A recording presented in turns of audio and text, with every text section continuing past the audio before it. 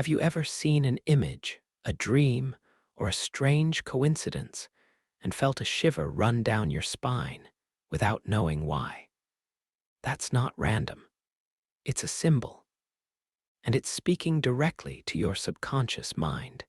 Most people underestimate the power of symbols. They think of them as simple images, screen icons, text emojis, or cultural signs. But that's only the surface. Beneath it lies something far more potent. Symbols are the unconscious language. They are how your deeper mind understands reality. They shape your beliefs, decisions, and emotions, often without you even realizing it. Carl Jung, the Swiss psychiatrist, believed that symbols are the keys to unlocking the hidden parts of the psyche.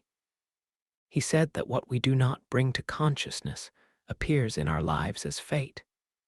And those unconscious forces, they are structured and moved by symbols, archetypal images that carry emotional weight and ancient meaning. But how exactly do symbols affect you? And what does modern neuroscience say about the subconscious mind that Jung intuited decades ago? Let's start at the beginning. When you dream, dreams are one of the purest expressions of the subconscious mind.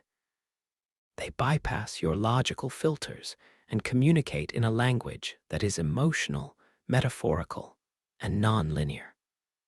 That language is symbolic. You don't dream in spreadsheets or bullet points. You dream in images, falling, flying, chasing, drowning, facing someone you haven't seen in years. And every image, every pattern, is packed with meaning. Jung noticed that certain images appeared again and again in the dreams of people from different cultures, even if they had never met. He called these universal images archetypes. The wise old man, the shadow, the hero, the mother, the trickster. These aren't just characters, they're psychological forces within you. When you encounter a symbol of the hero, for example, your subconscious awakens your inner courage. When you see a shadowy figure, you confront your repressed fears. And this isn't just poetic theory. Neuroscience backs it up. Your brain doesn't just process information logically. It's constantly scanning for patterns, associations, and emotional relevance. The amygdala, the brain's emotional processor, lights up when you see a symbol that resonates with a core experience, especially one tied to survival, memory, or trauma. Let's say you see a burning house in a dream. Your conscious mind might brush it off, but your subconscious recognizes it as a symbol of inner crisis, destruction, or change. Even if you don't get it consciously, your brain has already triggered emotional responses, rewired neural pathways, and reinforced certain beliefs, simply because of the symbolic content. That's how powerful symbols are. They shape your brain. But there's more. Jung believed that when a symbol appears repeatedly in your dreams, thoughts, or life experiences, it's not a coincidence. It's what he called a meaningful synchronicity. It's as if the unconscious is sending you a message again and again, trying to push you toward integration, healing, or transformation. And the symbols aren't random. They're tailored to your unique inner world. If you grew up with religious imagery, your psyche might use angels or crosses to signal protection or morality. If you watched a lot of science fiction, your unconscious might communicate through space, aliens, or dystopian cities. The subconscious speaks your language, but in code. It's up to you to decipher it. This is where the inner work begins. Think about your recurring dreams, the images that haunt or comfort you, the symbols that show up in your art, writing, or imagination. Those aren't meaningless. They're maps, clues, messages from the parts of yourself that you've forgotten or pushed aside. The more you pay attention to them, the more integrated you become. And here's something even deeper. Symbols don't just reflect your inner world, they can transform it. Neuroscience shows that visualization and symbolic imagery activate many of the same neural pathways as real experiences. That means if you vividly imagine walking through a forest, facing your fears, or embracing your inner child, your brain starts building those emotional responses into your actual self. This is why symbolic rituals like journaling, meditation, or even drawing your dreams can lead to powerful psychological shifts. You're not just expressing something, you're rewiring your mind. Let's take an example. Suppose you constantly dream about being chased. This is one of the most common symbolic dreams. On the surface, it's just fear. But if you look deeper, what's chasing you? Is it a person, a shadow, a creature? Your subconscious is externalizing something within you, something unresolved, something you're avoiding. Now, imagine instead of running in the dream, you turn around and face it, or even speak to it. That shift in symbolic action changes everything. In Jungian terms, you begin the process of individuation, facing the shadow, reclaiming your power, and integrating the parts of yourself you've exiled. Symbolic confrontation leads to real psychological change, and this applies beyond dreams. Look at the symbols you surround yourself with, the art on your walls, the music you listen to, the shows you binge. Every one of those carries symbolic weight. They reflect aspects of your psyche. Do you gravitate toward chaos, order, rebellion, romance, darkness, or light? What you are drawn to symbolically reveals what you are seeking internally. This is the subtle language of the subconscious. In therapy, especially Jungian analysis, patients are often asked to draw, write, or meditate on symbolic imagery. Why? Because symbols bypass your mental defenses. You can lie to yourself in words, but it's harder to lie with a symbol. Your choice of image will always reveal more than you realize. And as neuroscience shows, these images don't just express your state, they influence it. Looking at a serene landscape, for example, reduces cortisol. Staring at abstract chaos can increase anxiety. Your brain responds to visual cues faster than to verbal ones. And those visual cues are encoded with meaning from your life, your culture, and your ancestors. It's a layered map. Jung also believed in the concept of the collective unconscious, a shared symbolic reservoir inherited by all humans. That's why certain symbols resonate across cultures and epochs. The serpent, the tree, the labyrinth, the phoenix. These aren't just stories, they're living energies, alive in your subconscious, shaping your journey. And when you work with symbols consciously, when you meditate on them, draw them, engage with them, you create a bridge between your surface self and your deeper mind. This bridge is what Jung called the path to wholeness. So many people live fragmented lives. They chase goals that aren't their own. They suppress feelings that are too painful to face, and slowly they disconnect from themselves. Symbols offer a way back. They are the trail markers through the forest of the unconscious, and they will always lead you home if you're willing to follow them. We are not rational creatures with occasional emotions. We are emotional, symbolic beings with the illusion of rationality. The sooner we accept this, the sooner we can begin to heal. The question is, are you paying attention? If your life feels off track, your dreams are anxious, or your creativity has dried up, it may not be a problem of logic or planning. It may be a symbolic crisis. You've lost touch with the images that once gave your life meaning. That's the wound. But it's also the invitation. Your subconscious is constantly speaking. Through dreams, through attraction, through fear, through the symbols you can't stop thinking about. Are you listening? Your healing may begin not with a decision, but with an image. A symbol that reminds you of who you really are. Let's go deeper. There is a reason symbols outlast civilizations. Languages die. Empires fall. But the symbol of the serpent, the eye, the cross, the spiral, they remain, not just as relics, but as living currents in the collective human psyche.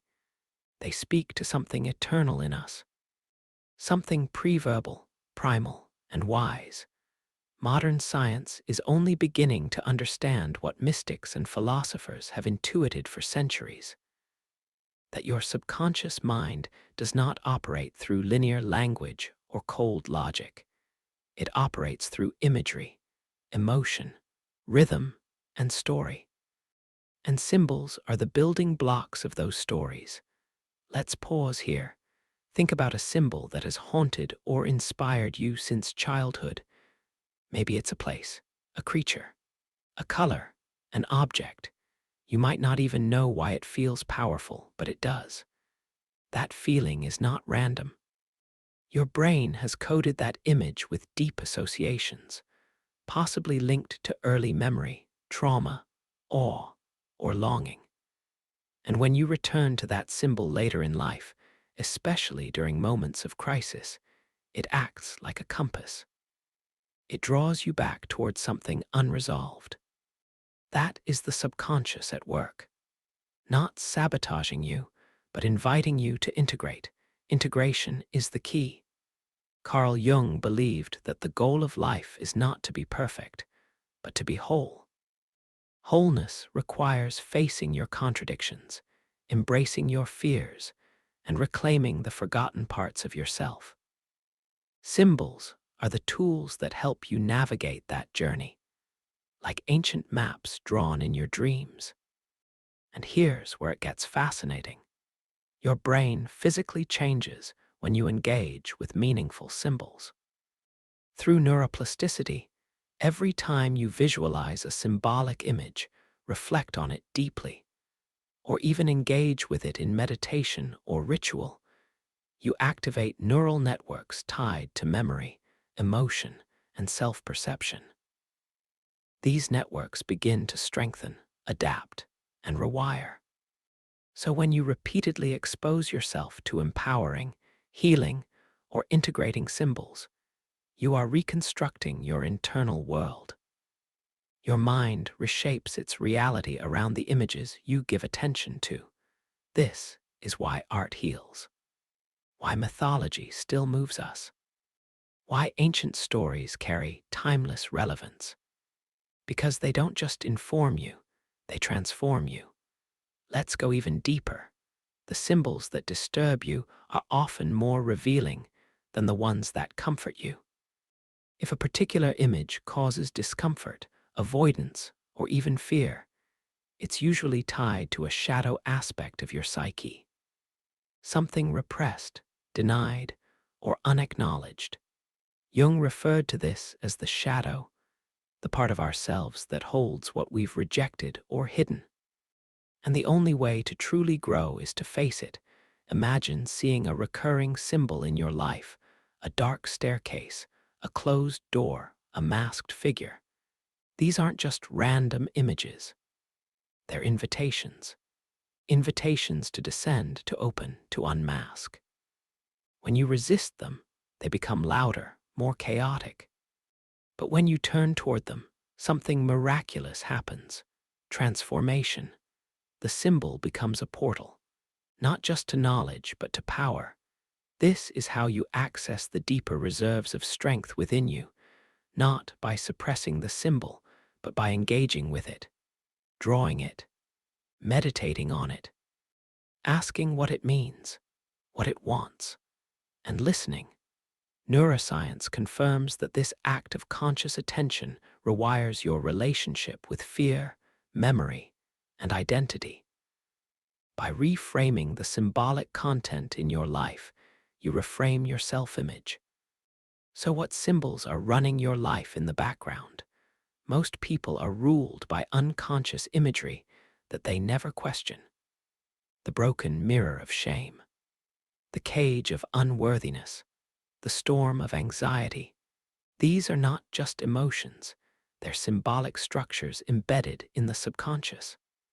And they influence your decisions, your relationships, even your posture and voice. But what if you changed the image? What if you replaced the cage with a key, the storm with a sunrise, the broken mirror with a window? This isn't denial, it's symbolic reorientation. And it works. Trauma therapists now use visualization techniques that mirror symbolic transformation. Guided imagery, safe places, inner child work. All of these tap into the subconscious using symbolic language because they bypass the rational mind and speak directly to the emotional brain. Symbolic healing is real healing. Jung also spoke of the self, a deeper center of the psyche that transcends the ego. It's the wholeness behind your fragmented personality. And the self often appears in dreams as a symbol. A mandala, a wise figure, a circle, a divine child. When you begin encountering these images in your inner world, it's not fantasy. It's your unconscious revealing the blueprint of your integration. It's showing you that something in you is trying to unify. But this process requires courage, because before the light, there's darkness. Before the integration, there was fragmentation. And that's where many people turn away. They fear the symbols that reveal their brokenness, not realizing that those very images carry the medicine. You don't need to fix yourself. You need to face yourself. That's what symbols offer. A mirror, not of how the world sees you, but of how your soul sees you. And that mirror can be terrifying. But it can also be liberating. The truth is, your mind is a myth-making machine. It's constantly creating narratives about who you are, what you deserve, and where you're going.